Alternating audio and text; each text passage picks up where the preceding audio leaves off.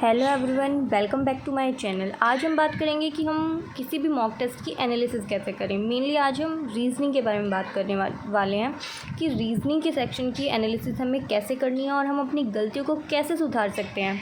तो मैंने 1 तारीख से SBI क्लर्क के मॉक लगाने स्टार्ट किए थे, तो हम उन्हीं को देख लेते हैं कि उनमें मेरी क्या गलतियाँ हुई थी और मुझे उनका एनालिसिस कैसे करना था और मैंने कैसे किया था।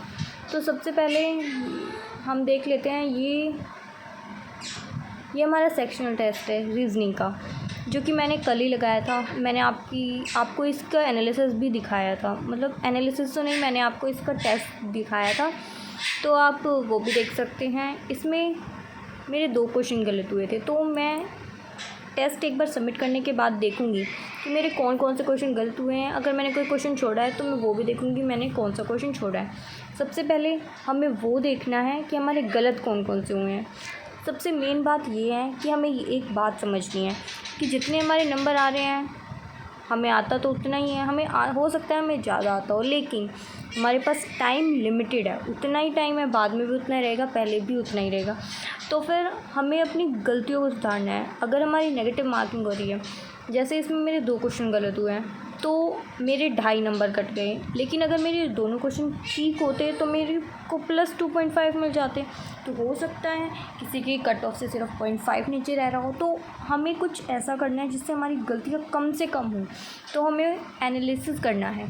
अगर हमें अपने नंबरों को बढ़ाना है तो हमें एक चीज़ पे बहुत ज़्यादा ध्यान देना है कि हमारी गलती कम से कम हो। तो वो हम कैसे करेंगे? सबसे पहले अब नंबर बढ़ाने के लिए क्या कर सकते हैं हमने अपने टेस्ट सबमिट किया, उसके बाद हम ये देखेंगे कि हमारे क्वेश्चन गलत कौन कौन से हुए हैं। बच्चे क्या करते हैं, जो रह जाते हैं उनको देखते हैं, जो हो गए हैं उनको देख लेते हैं, लेकिन गलती कहाँ हुई है, क्यों हुई है, इस बात पे बहुत कम बच्चे ध्यान देते हैं। इसीलिए उनके मॉक टेस्ट में कम ही नंबर आते रहते हैं, इम्प्रूवमेंट होती ही नहीं है। तो हम सबसे पहले यही देखेंगे कि हमारे कौन कौन से क्वेश्चन गलत हुए हैं। पहला काम हमारा यही होना चाहिए। तो पहले मेरा ये क्वेश्चन गलत हुआ, तो अब मुझे इसको एनालाइज कैसे करना है। सबसे पहले मैं दोबारा क्वेश्चन पढ़ूँगी। क्वेश्चन मैंने पढ़ा, उसके बाद मैं देखूँगी कि मैंने आंसर क्या मार्क किया था और मैंने कहाँ गलती की। इसमें मैंने क्वेश्चन पढ़ा, मैं जल्दी में मैंने क्वेश्चन पढ़ा, डी ग्रेटर देन और इक्वल टू वी था। तो मैंने सोचा कि ये ग्रेटर देन का साइन तो आ ही रहा था।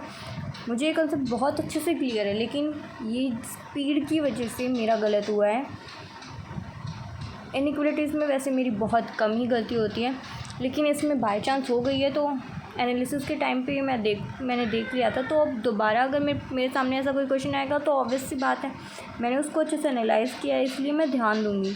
तो ये हमारे एग्ज़ाम टाइम में भी हमारी बहुत हेल्प करता है कि मतलब वैसा ही कोई क्वेश्चन आता है तो हम पहले ये देखते हैं कि भाई हमारा ये क्वेश्चन उस जैसा तो नहीं है, कहीं मैं वही गलती दोबारा ना कर दूँ।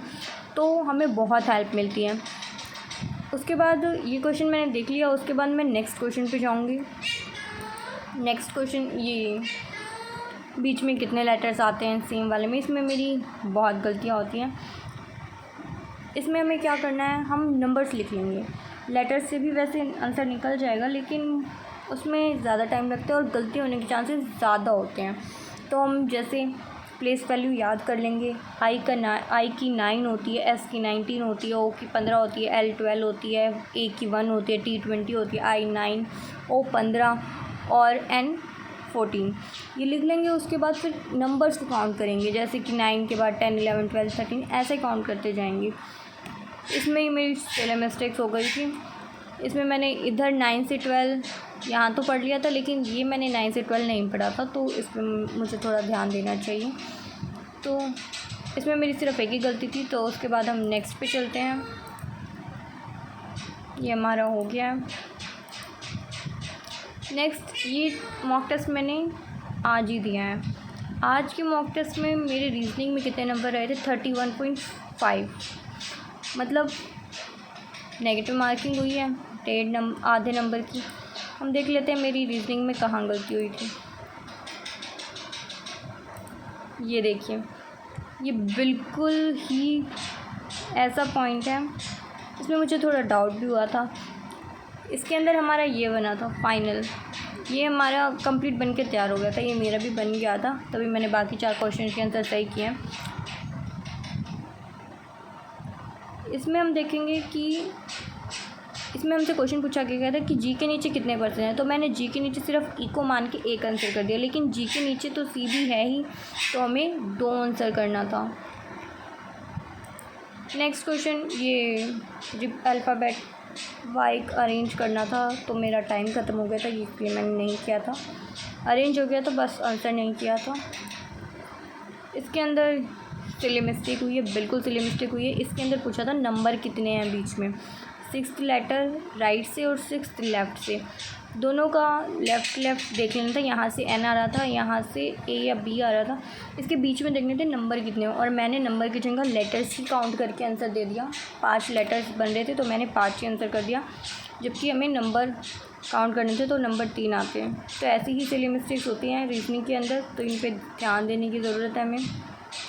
ये 3 सितंबर का टेस्ट है, कल का टेस्ट है। इसमें मेरे रीजनिंग में 35 आउट ऑफ 35 आए थे। रीजनिंग में मेरे अच्छे स्कोर ही रहती है, मोस्टली 35 प्लस ही स्कोर रहता है मेरा रीजनिंग में। तो आपका भी हो सकता है अगर आप थोड़ा सा और ध्यान दें। इसमें ये हमारा 2 तारीख, ये मैंने 2 तारीख को टेस्ट दिया था, इसमें भी मेरा सिर्फ एक क्वेश्चन गलत हुआ था। इसमें हम देखेंगे एक ही क्वेश्चन गलत है, नहीं ये तो इंग्लिश का है। रीजनिंग में अगर हम जाएंगे तो ये हमारा ये 1-2 लेटर्स बता देते हैं कि 5th 7th 8th 9th 4 letter या 5 लेटर बता देते हैं, इससे कोई वर्ड बन रहा है या नहीं मीनिंगफुल, ये बताओ। ये ओवन मेरे दिमाग में बिल्कुल भी नहीं आया, मुझे लगा इनसे कोई भी लेटर नहीं बन रहा, इसलिए मैंने जेड मार्क कर दिया था, लेकिन ओवन बन रहा था। इसमें गलती होने के चांसेस काफ़ी होते हैं, ऐसे क्वेश्चन हमें बिल्कुल लास्ट में करने चाहिए। उसके बाद देखें तो हम, ये मैंने 1 तारीख को टेस्ट दिया था, इसमें मेरे कम मार्क्स आए थे। इसमें मेरे रीजनिंग में 22.75 आए थे। इसमें पता नहीं क्या हुआ था, किसी पजल में मैं स्टक हो गई थी, तो उसकी वजह से मेरे बहुत नंबर कम आए थे। वैसे रीजनिंग में मेरे अच्छे आते हैं जैसे कि मैंने आपको दिखाया, लेकिन इसमें गलती हो गई थी। तो ऐसा नहीं है कि जो क्वेश्चन छोड़ दिए वो छोड़ ही दिए, पहले मेरे जो गलत हुए थे, एक क्वेश्चन गलत हुआ है, पहले मैं उसको देखूँगी। यही वाला क्वेश्चन मेरा दोबारा गलत हुआ है, ठीक है, इसको देखूँगी। उसके बाद जो मेरे क्वेश्चन रह गए हैं उनको देखूँगी। इस क्वेश्चन को मैं खुद सॉल्व करने की कोशिश करूँगी। अगर मुझसे सॉल्व हो जा रहा है तो वेल एंड गुड, लेकिन अगर मुझसे ये सॉल्व नहीं हो रहा है तो मैं इसका आंसर देखूँगी और फिर दोबारा ट्राई करूँगी। हमें एनालिसिस में ऐसे ही करना होता है।